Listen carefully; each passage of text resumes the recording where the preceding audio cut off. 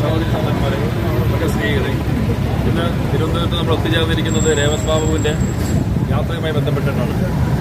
മഞ്ചേശ്വരം മുതൽ സെക്രട്ടേറിയറ്റ് വരെ ഉള്ള കാൽനട യാത്ര വളരെയധികം സന്തോഷത്തോടു കൂടിയിട്ടാണ് ഇവിടെ അവസാനിക്കുന്നത്.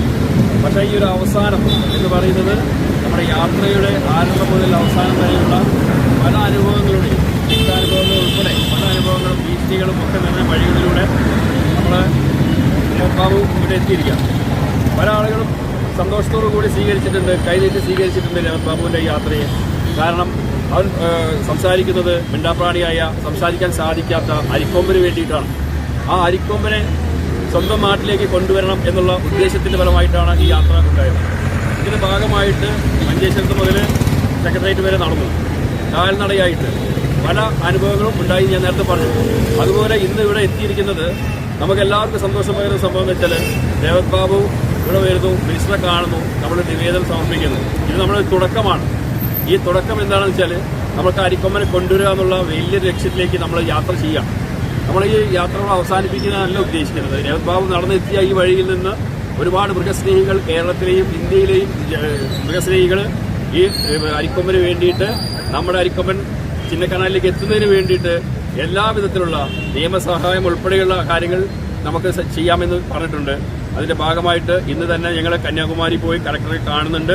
അത് മാത്രമല്ല, നമുക്ക് സ്റ്റാലിനെ കാണേണ്ട ആവശ്യമുണ്ട്. കേരള മുഖ്യമന്ത്രിയുമായിട്ട് സംസാരിക്കേണ്ട കാര്യങ്ങളുണ്ട്.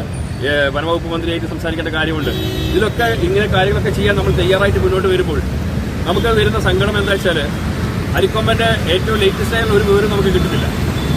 ഏറ്റവും ലേറ്റസ്റ്റായിട്ട് അവർ പറഞ്ഞിരിക്കുന്നത് എന്താണ് അരിക്കൊമ്പൻ സംഭവിച്ചിരിക്കുന്നത്, എന്തുകൊണ്ടാണ് അരിക്കൊമ്പൻ ക്ഷീണിതനായി കാണുന്നത്, ഒരേ അവസ്ഥയിൽ ഒരേ ഫോട്ടോ എന്തുകൊണ്ട് വിടുന്നു, ഇതൊക്കെ അവിടുത്തെ ചില ഉദ്യോഗസ്ഥരുടെ ഉദാസീനമായ നടപടിയാണ്. കാരണം എപ്പോഴെങ്കിലും ഒരു ഫോട്ടോ എടുത്തിട്ട് അത് തന്നെ എപ്പോഴും ഇടുക എന്ന് പറയുമ്പോൾ നമ്മളെപ്പോലുള്ള പ്രേമികൾക്ക്, മൃഗസ്നേഹികൾക്ക് അതൊരു വിഷമമാണ്. അരിക്കൊമ്പൻ സുഖമില്ല, ഭക്ഷണം എടുക്കുന്നില്ല എന്നൊക്കെ പറഞ്ഞ് ഒരുപാട് വാർത്തകൾ വരുന്നു. പല വാർത്തകൾ തെറ്റിദ്ധരിപ്പിക്കപ്പെട്ട് വരുന്നു. ഇതെല്ലാം ഞങ്ങളെപ്പോലെയുള്ള സാധാരണക്കാരായ മൃഗങ്ങളെ സ്നേഹിക്കുന്ന, ആനയെ സ്നേഹിക്കുന്ന ആളുകൾക്ക് വളരെ സങ്കടകരമാണ്. അപ്പോൾ ഇത്തരത്തിലുള്ള നിലപാടുകളിൽ നിന്ന് മാറ്റം വരാൻ വേണ്ടിയിട്ടാണ് ഞങ്ങൾ സർക്കാരുമായിട്ട്, കേരള സർക്കാരുമായിട്ടും തമിഴ്നാട് സർക്കാരുമായിട്ടും സംസാരിക്കാൻ ഉദ്ദേശിക്കുന്നത്. അതിൻ്റെ ഭാഗമായിട്ടുള്ള നടപടികളാണ് ഇനിയുള്ള കാര്യങ്ങൾ മുന്നോട്ട് പോകുന്നത്. കൂടാതെ നമുക്ക് അരിക്കൊമ്പനെ എങ്ങനെ ചിന്നക്കനാലിലേക്ക് എത്തിക്കാം, ഇതിൻ്റെ ഭാഗമായിട്ട് ഞങ്ങൾ ഉദ്ദേശിക്കുന്നത് കൃത്യമായിട്ട് നിയമവിദഗ്ധരുമായിട്ട് ചർച്ച നടത്തിക്കൊണ്ടിരിക്കുകയാണ്. അതിനുള്ള തീരുമാനം ഉടനെ ഉണ്ടാവും. അതിനുശേഷം ഞങ്ങൾ പത്രക്കാരുമായിട്ട് ഇതിൻ്റെ കാര്യങ്ങൾ കൈമാറുന്നതാണ്. അപ്പം ഇതിലെത്തിച്ചേർന്ന എല്ലാവരെയും ഒരിക്കൽ കൂടി ഞാൻ സ്വാഗതം ചെയ്യുകയാണ്. ഈ ചടങ്ങ് കാൽനട യാത്രയുടെ ഔപചാരികമായിട്ട് ഉദ്ഘാടനം ചെയ്തതായിട്ട് പ്രഖ്യാപിക്കുന്നു. എല്ലാവർക്കും നന്ദി, നമസ്കാരം.